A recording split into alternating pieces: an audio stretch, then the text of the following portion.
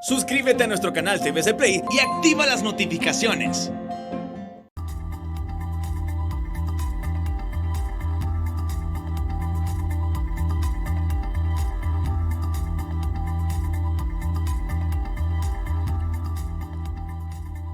Muy buenas, bienvenidos al banquillo, gracias por estar con nosotros. Hoy vamos a hablar de política y las actividades que de hoy al 28 de noviembre van a mantener quienes aspiran a cargos de elección popular en temas relacionados con economía, con finanzas y decisiones dentro de la política vernácula de trascendencia. Abogado Mauricio Villa de Bermúdez, ¿qué tal está? Placer saludarle. Igualmente, mucho gusto saludarlo en persona. ¿Cómo va a nivel de salud? ¿Ya recuperado, abogado? Totalmente, ya, gracias a Dios, muy bien. Ya puedo subir montañas otra vez sin ningún problema. Bien. Bueno, diría alguien en buen momento para una actividad en 102 días que nos separan del 28 de noviembre, que va a ser intensa para los políticos. Va a ser muy intensa y va a ser a la vez diferente, porque habrán muchas concentraciones que tendrán que ser con menos personas y siempre habrá que guardar el distanciamiento, siempre habrá que usar la mascarilla, el alcohol en las manos o gel, y lo otro también es tener cuidado con el contagio, porque pueden haber personas que puedan ser asintomáticos, que son portadores del virus, y hay que tener mucho cuidado. Ahora, el ejercicio profesional, las relaciones familiares, a veces lo ponen a uno en riesgo, y la democracia también. La democracia también lo pone a uno en riesgo, pero es algo que hay que hacer, porque si no hubiese democracia en el país, si no hubiese democracia en el mundo, las cosas serían peores. Así es que hay riesgos que son obligados. ¿Y cómo espera llevarlo? Porque habrá que mantener unidad política partidaria, contacto con el que les respalda, pero al mismo tiempo cuidado, no aquello que usted, que viene de una familia, abogado con arraigo político, tienen ese contacto, y sobre todo cuando se tiene conocimiento de la persona, y la idiosincrasia del hondureño es ese, que gusta acercarse, conversar, incluso hasta abrazarlos. Sí, ahora se ha puesto con los nudillos, así es que es un nuevo saludo político también, pero siempre el estrecharle la mano a un correligionario es algo que hay que hacerlo, y es algo que da cercanía también. Así que lo que hay que hacer es tomar las precauciones para estar siempre con las medidas de bioseguridad. Quizás cuidados extremos, sobre todo si vemos lo densamente poblado que resulta, en este caso Francisco Morazán, con la referencia del Distrito Central, donde hay que trabajar fuerte. Desde luego no habrá que descuidar los otros municipios, pero aquí es clave. Así es, el Distrito Central es clave, y la capital de la República, Tegucigalpa y Comayagüela, es una zona muy grande, es una zona que está bastante contagiada también, hay muertes todos los días, pero hay que llevar el mensaje político, porque estamos en una época de transición, vamos con toda seguridad a un cambio de autoridades del país, y la gente tiene que estar consciente de que el voto en estas próximas elecciones se vuelve cada vez más un arma política necesaria. Tenemos que hacer el mejor uso del voto para poder darle a Honduras lo que se merece. ¿Qué es lo más complejo que les ha tocado enfrentar a los políticos? Vienen de una justa comicial primaria, ahora vamos a las generales, la hora de la verdad. ¿Qué complejidad han encontrado? Creo que la falta de comprensión de lo que realmente significa la unidad partidaria es el problema más grande que se tiene en este momento. Las elecciones internas son un termómetro interno, y las corrientes desaparecen una vez que pasan las elecciones internas. Pero claro, los liderazgos no desaparecen. Las corrientes sí, pero los liderazgos no desaparecen. Y todavía queda como, me sigue gustando el candidato que yo apoyé, y si el candidato que yo apoyé no está en línea con el partido, con la unidad, entonces eso crea algunos conflictos. Pero la madurez política debe de imponerse. La madurez política, la lealtad al partido son elementos fundamentales, en este caso, para el Partido Liberal. ¿Qué tanto se mantiene aquel arraigo de antaño del Partido Liberal, que es el partido que marcó la democracia con primarias? Porque solo ustedes iban. Y allá era bajo ese concepto del liberalismo, críticas, señalamientos, enfrentamientos agrios incluso, pero después venía el abrazo y terminaban juntos. ¿Se ha logrado enrumbar en esa ruta el Partido Liberal o aún estamos encontrando piedras en el camino? A nivel de alcaldes, a nivel de diputados, creo que sí se ha logrado lograr la unidad del partido. Quedan algunos sectores activistas que todavía no, pero lo que le decía antes, madurez política hace falta. Tenemos que ver hacia adelante, tenemos que ver después de noviembre. ¿Qué va a pasar después de noviembre con el partido? ¿Qué va a hacer el partido después de noviembre? ¿Qué van a hacer los candidatos electos después de noviembre? ¿Qué van a hacer los alcaldes después de noviembre? ¿Qué van a hacer los diputados después de noviembre? Todo eso hay que verlo con una perspectiva democrática, no con una perspectiva puramente partidaria, sino que la democracia es fundamental. ¿Qué va a pasar en el próximo Congreso? ¿Qué va a pasar en las próximas alcaldías? ¿Cuáles son los retos que tiene Honduras? ¿Cuáles son los retos que tienen los diputados? Todo eso nos tiene que llevar a reflexionar y nos tiene que llevar también a la humildad política y lo otro, lealtad a los principios, no lealtad a una persona, lealtad a los valores, a los principios del Partido Liberal, que son los que rigen nuestra conducta. El liderazgo político cambia, los líderes políticos no son eternos, los líderes de hace 4 años no son los líderes de hace 8 años, los líderes políticos de ahora cambian, la renovación existe en la política y lo importante es tratar de alcanzar los objetivos políticos con las personas que están en este momento. Como decía un amigo, estos son los bueyes y con estos hay que arar. Se parte de cero. Ahora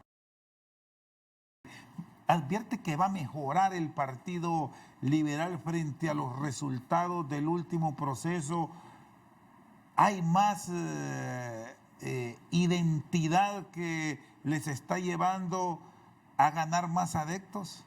Hay luchas fuertes dentro del partido a nivel nacional. Creo que el ejercicio de las elecciones internas movió al partido, movió a los líderes municipales, movió a los líderes departamentales y eso sí tiene que seguirse moviendo, tiene que seguirse moviendo.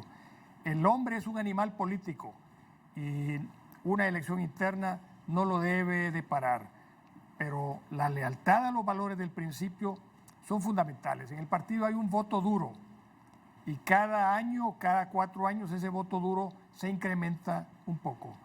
Vamos a ver ahora qué tal le va al partido. Yo espero que le suceda lo mejor, porque ningún liberal tiene por qué desearle el mal a su partido y tampoco tiene por qué desearle el mal a los candidatos del partido. ¿Qué riesgos hay para la democracia si no va el pueblo a las urnas? Y esto, abogado Villeda Bermúdez, en función de lo que hemos venido observando en los últimos procesos, hay mucho abstencionismo en el país y los gobiernos han terminado, los que triunfan, con un poco más de el 50% votando, pero ya individualizando los resultados no ganan ni con el 30%.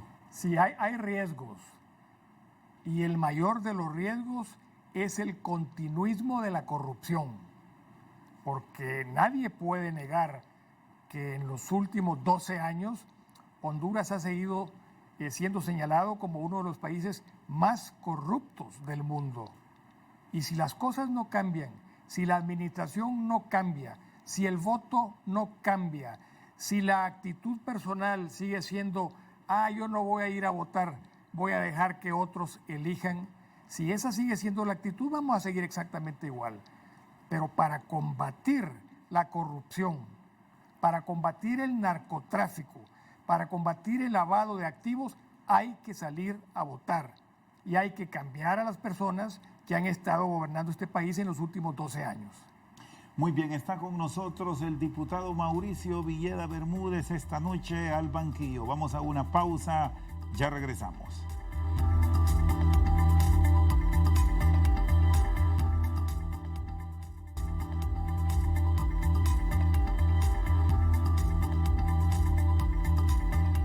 Seguimos al banquillo con el abogado Mauricio Villeda Bermúdez. Me hablaba de ese contacto que para el político es fundamental, pero para el momento actual parece que no. Esto por la posición que ustedes como bancada, y aquí mostraron una unidad total, los diputados liberales, no presentarse a sesiones a través de plataformas interactivas. O vamos presencialmente al Congreso Nacional, allá al hemiciclo, a debatir, o ustedes no van.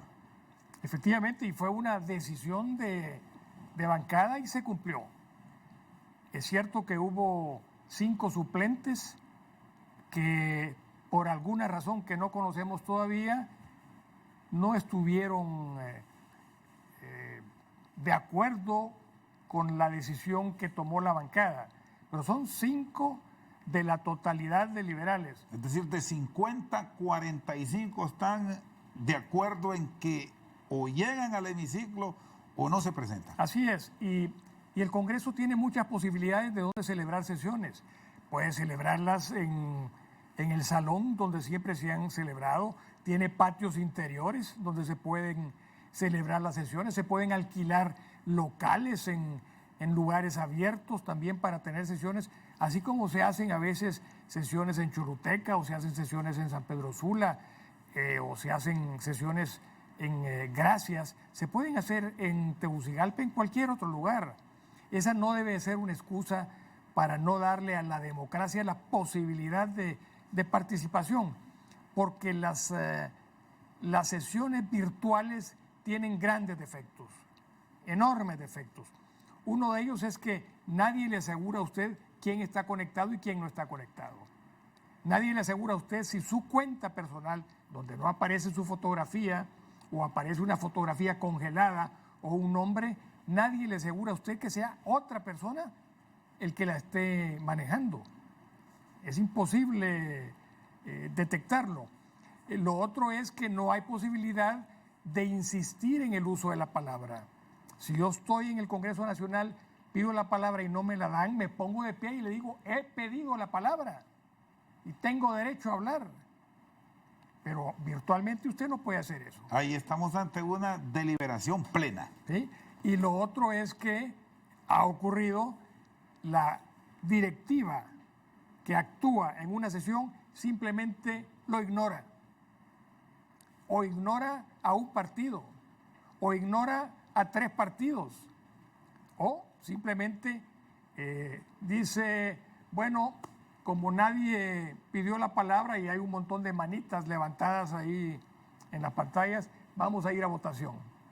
Eso no es democracia. ¿A usted lo han dejado esperando? Claro que sí. Claro, lo último fue con lo de, si no me equivoco, fue con lo del puerto de Omoa.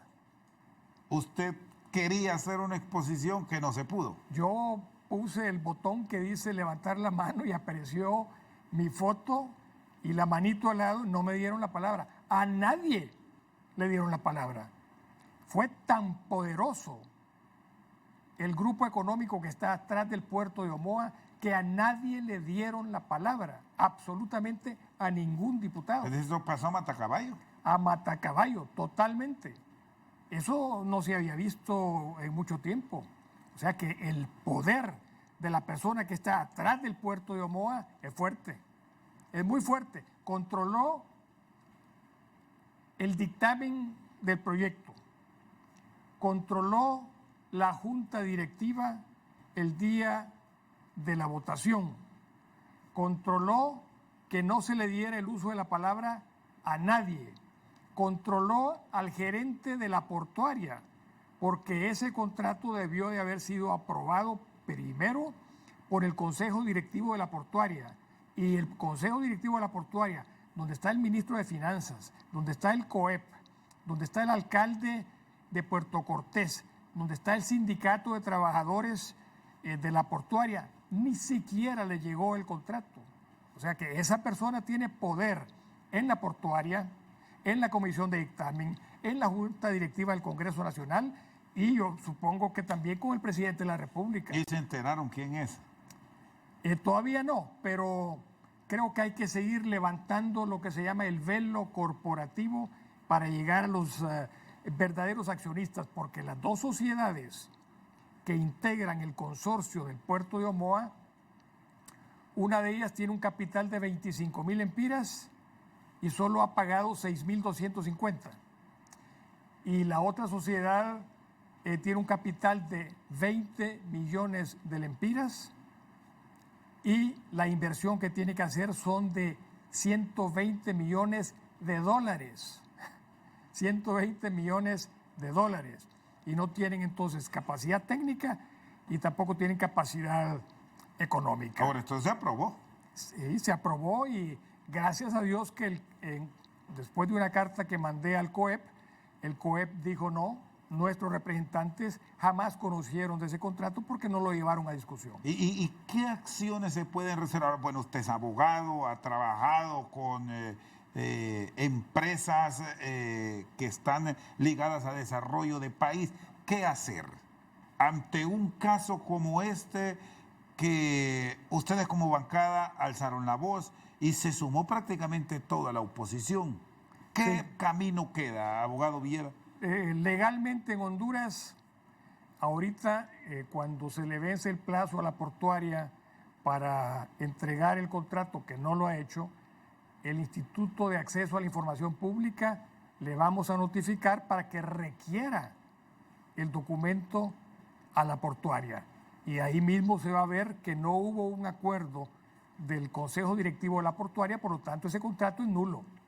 Ese contrato es totalmente nulo, pero nulo, como dicen los colegas, nulo de toda nulidad. Eso jamás debió haber llegado al Congreso. Y eso pasa porque hay una sesión que no es presencial. ¿Por qué? Yo pregunto. Perdón, abogado Villeda Bermúdez, este decreto que se aprobó es un contrato. Con sesión presencial pasaba. En sesión presencial no pasaba, porque se pudo haber dicho, es un contrato de concesión por 25 años. Es un contrato de concesión que no va a pagar impuestos sobre la renta por 15 años. Es un contrato de concesión que no va a pagar ningún tipo de impuestos, ni tasas, ni sobretasas, ni contribuciones durante la vida del contrato. ¿A quién se le da eso? ¿Qué diputado va a estar dispuesto, sin leer el contrato, a aprobar algo así? Y esa es la otra cosa. ¿Cuál es la facultad del Congreso? ¿Aprobar o improbar contratos? Eso lo mandó el Ejecutivo. Sí, lo mandó Eval Díaz y viene de Casa Presidencial.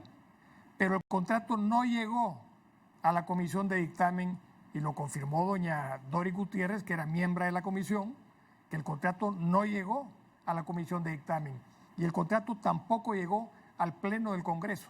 Entonces es otra nulidad, porque lo que decía el proyecto es, se apruebe el contrato que literalmente dice punto suspensivo, punto suspensivo, punto suspensivo. ¿Qué tipo de democracia es esa? ¿Qué tipo de manera de legislar es esa? Y eso está ocurriendo continuamente en el Congreso Nacional. ¿Qué puede ocurrir con la nueva legislatura. Es un nuevo periodo constitucional. Esa iniciativa que se aprobó puede ser objeto de revisión. Esto porque incluso usted, si lo favorece el pueblo de Francisco Morazán, estaría retornando a la Cámara Legislativa para un nuevo periodo. ¿Puede revisarse, derogarse así como se aprobó? Se puede pedir la nulidad del proyecto porque el contrato no se leyó.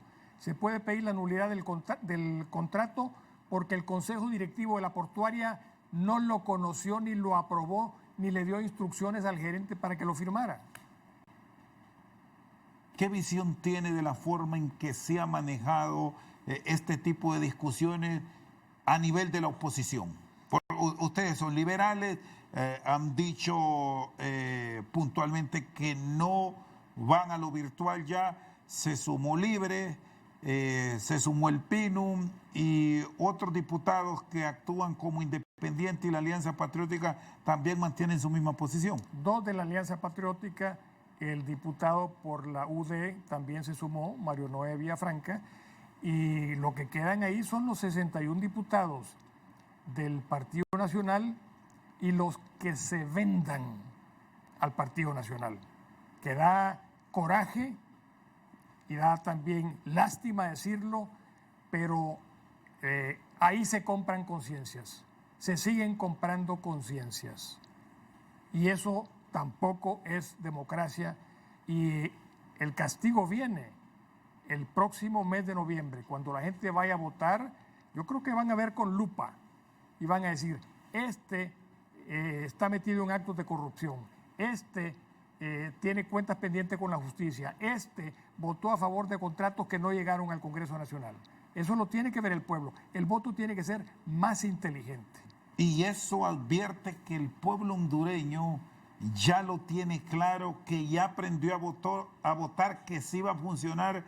Ahora que está de moda la palabra cruce por lo de las vacunas, ese cruce real de voto y no van a ir a la plancha. Mire, el tema de la plancha también es un tema de oposición política. Porque... Y a su vez, perdón, abogado, complicado para los partidos, porque si necesitan un Congreso con músculo para un determinado partido político, esa línea partidaria es clave. Así es.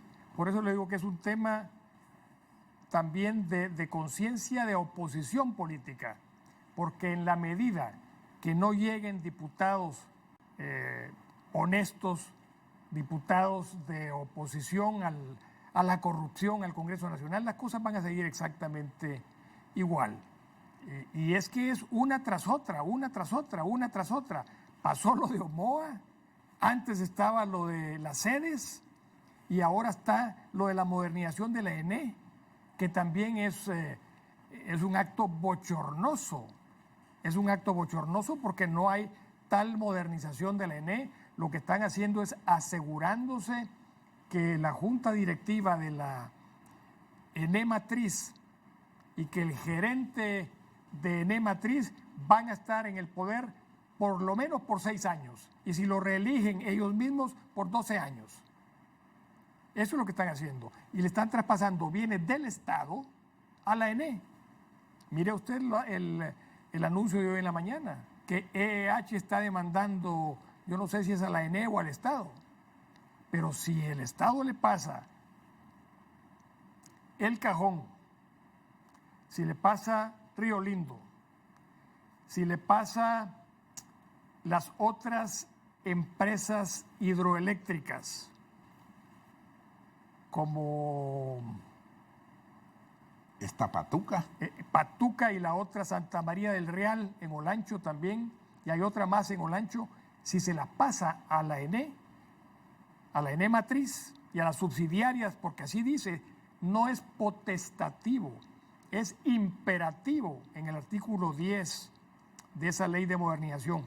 Si el Estado, una vez que le pase esos bienes a la ENE Matriz y a las subsidiarias, y esa ENE Matriz y esas subsidiarias caen en desgracia por una demanda, por daños y perjuicios, esos bienes se pierden.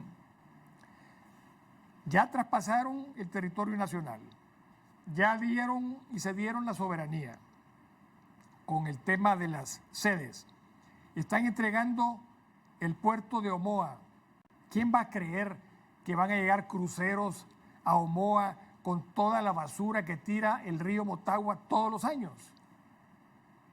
Eso es para hacerle la competencia a un puerto estatal como es Puerto Cortés. Todo el mundo lo sabe, es claro lo que están haciendo ahí. Y ahora con la ENE.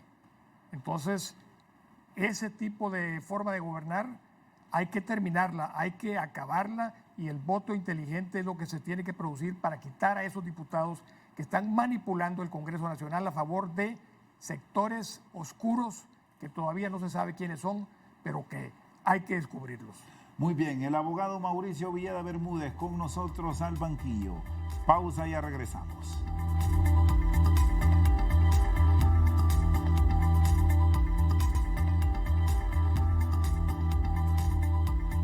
Seguimos al banquillo con el abogado Mauricio Villeda Bermúdez. ¿Qué va a pasar con la NE? La iniciativa ahí está para discutirse en la Cámara. Ya. Y si no se conectan ustedes, ¿cómo van a...? Bueno, pasa con 65. Sí. 65 votos afirmativos de la Cámara. A la ENE hay que ayudarle. A la ENE la quieren destruir y aunque digan que no, la quieren privatizar.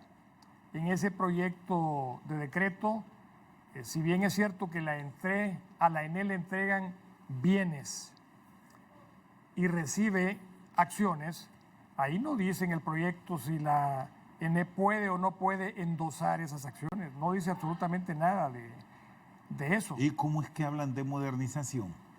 Pues yo creo que hay muchas cosas que se han dejado de hacer en la ENE. El cajón no lo han modernizado. Hay filtraciones internas en el cajón y hay que inyectarle una buena cantidad de dinero, pero el cajón puede producir más energía. Lo que pasa es que no le han puesto todas las turbinas que podría mover el agua. Creo que es el río Comayagua. El río Sulaco.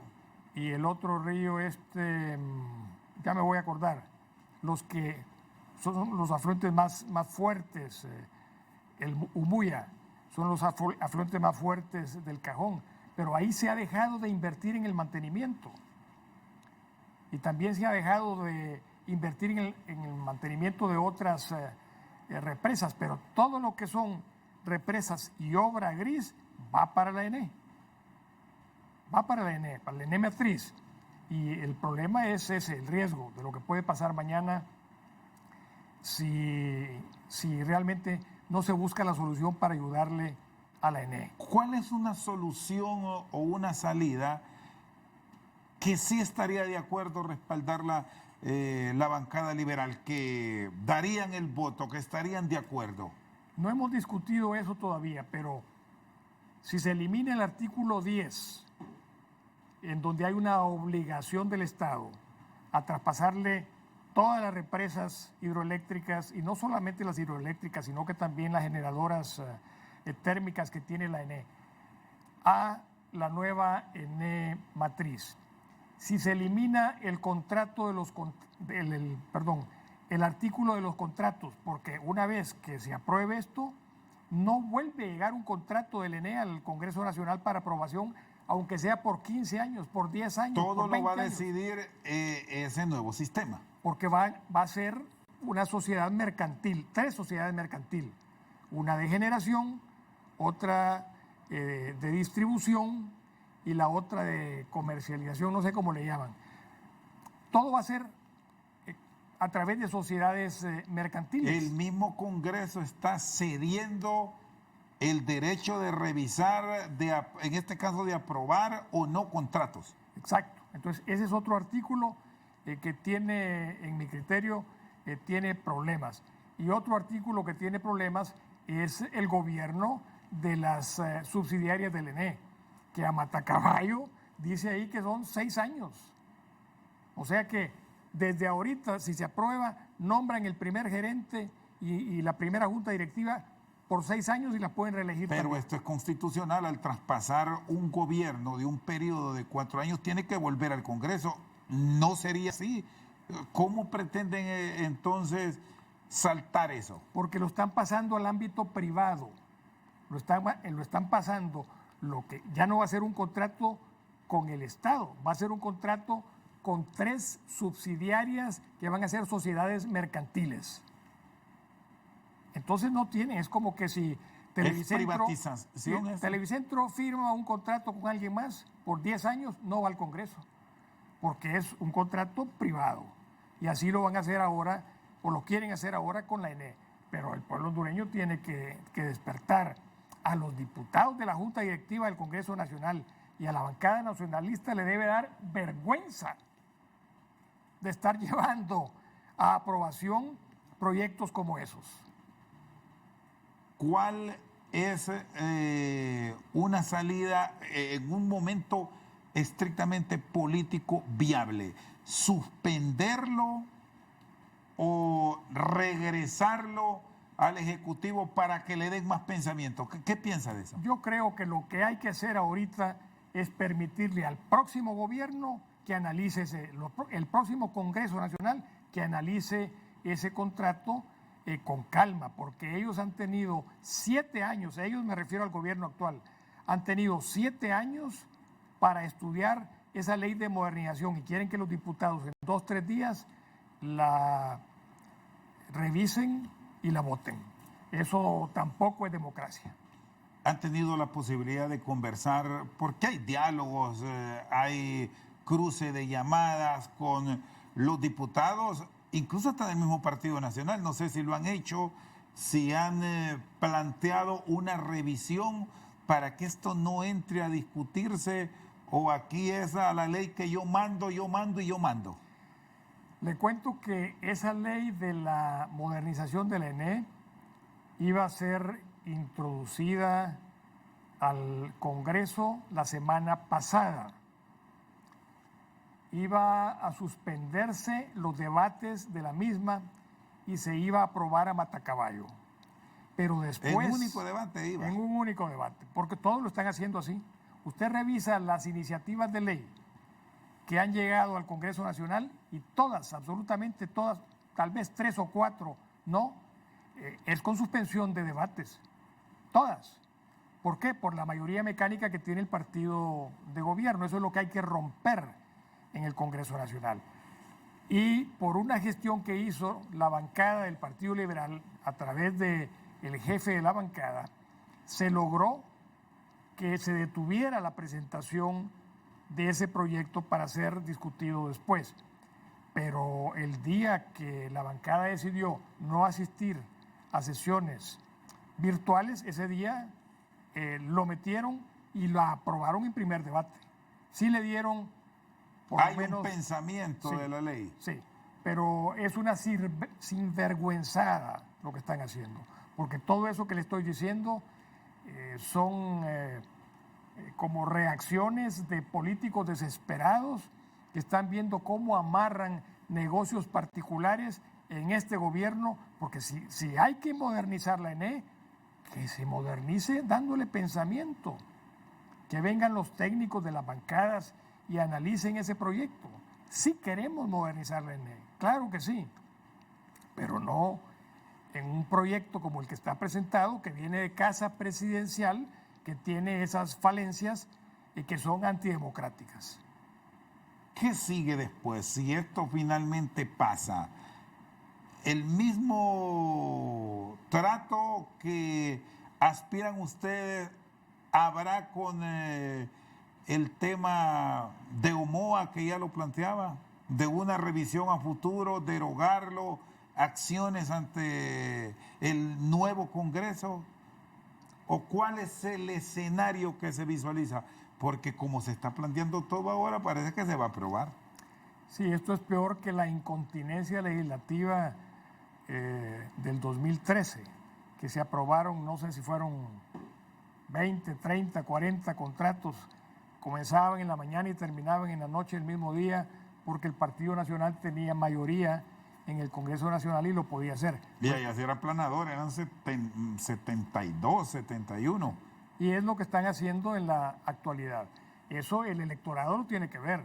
Se está repitiendo exactamente lo mismo que en el 2013. Exactamente lo mismo. La ley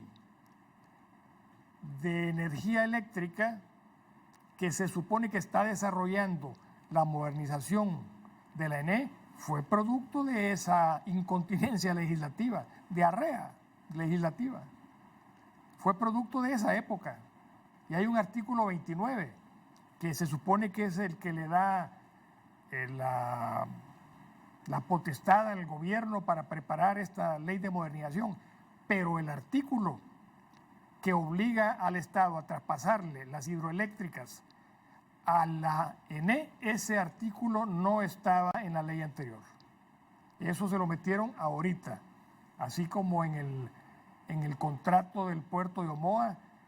El contrato es una cosa, pero la exoneración de los impuestos por 15 años, la exoneración de tasas, contribuciones y otros impuestos durante la vida del proyecto, eso no venía en el contrato. Eso lo introdujo un grupo de diputados de gobierno al llevar el proyecto al Congreso Nacional. Está con nosotros al banquillo el abogado Mauricio Villeda Bermúdez. Una pausa y ya regresamos.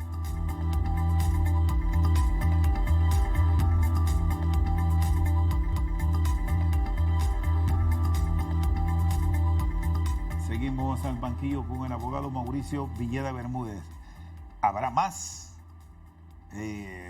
discusiones polémicas? Estamos en la recta final, si lo aplicamos al atletismo, en la carrera madre, en los 100 metros finales, y casi son 100 días.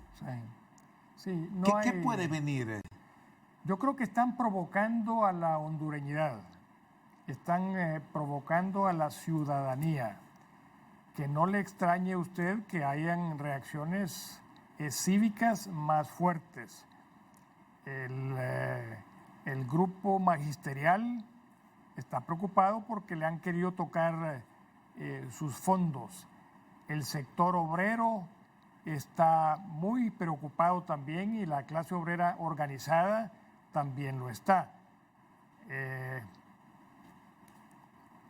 La sociedad civil está preocupada, los partidos políticos están preocupados, el mismo ciudadano de a pie está preocupado.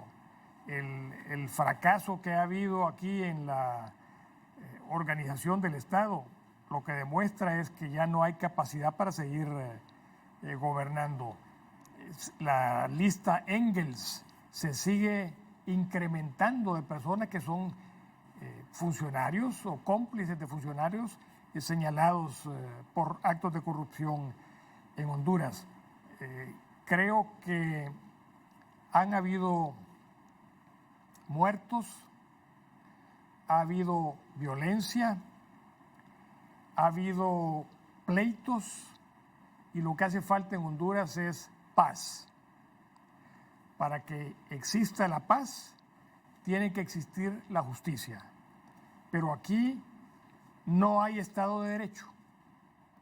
Aquí la autoridad se pasa por encima de las leyes a su conveniencia. Y eso lo que va a provocar, o lo que está provocando en algunos sectores, son reacciones cívicas. Y esa reacción debe ir más allá de manifestación individual, mediática, y estar exigiendo cumplimiento de muchas demandas con una manifestación pacífica en la calle, porque esto es otro gran reclamo, de pasar a una acción verdadera y no solo petición más petición, porque al final son opiniones que se presentan y se van, abogado.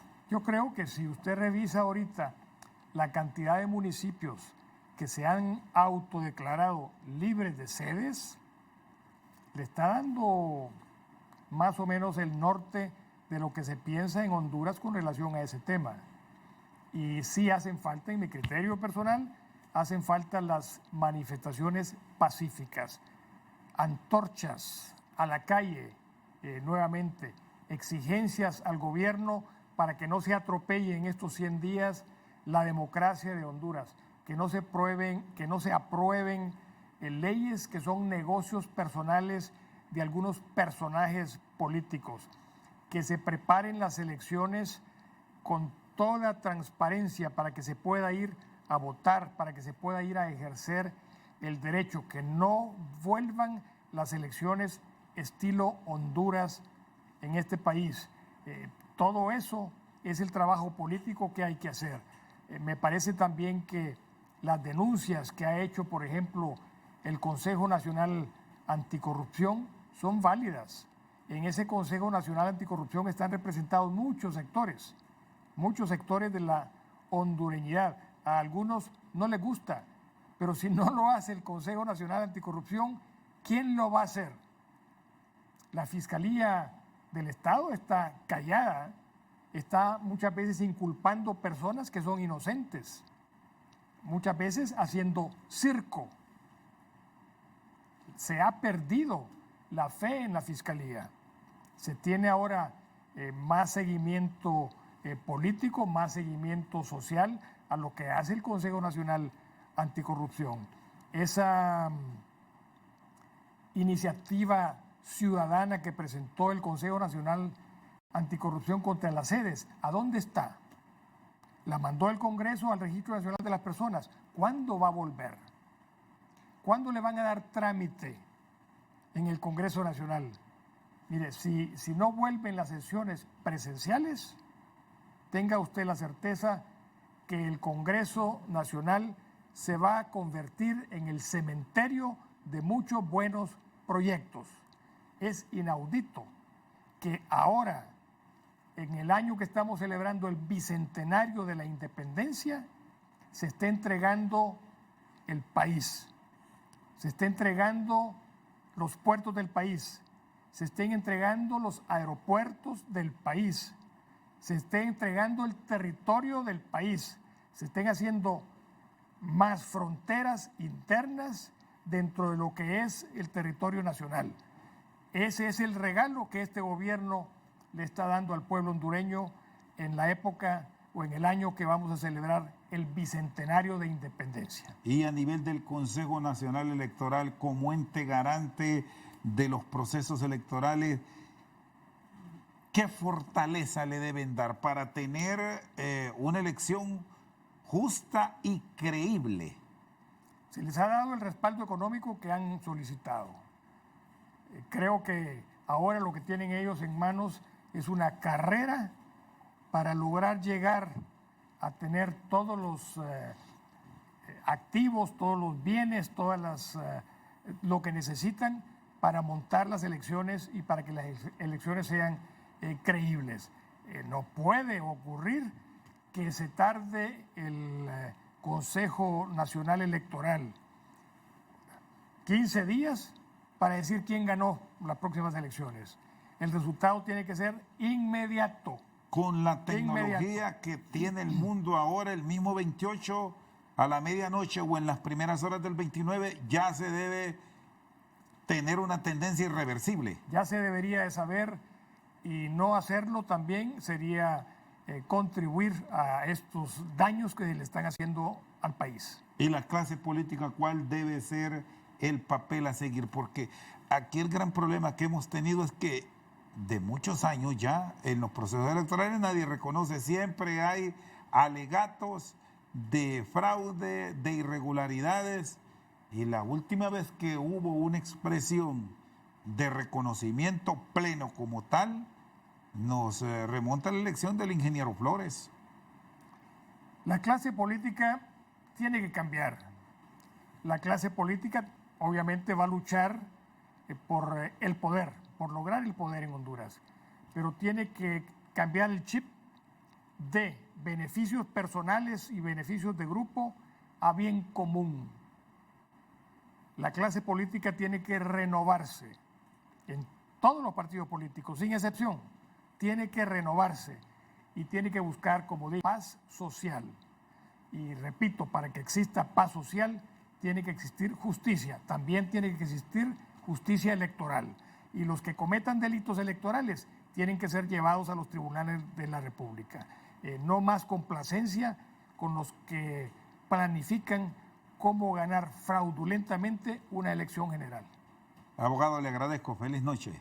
Listo para Muchas septiembre. Quizás es un mes que marca un antes y un después en la vida democrática de nuestros pueblos. Y digo esto por todo Centroamérica para volver a sesiones presenciales. ¿Estarían listos? Ya estamos listos para las sesiones presenciales, estamos listos para correr ese riesgo, no importa dónde sean, pero el país necesita fortalecer su democracia y el poder legislativo no puede ser manipulado desde fuera.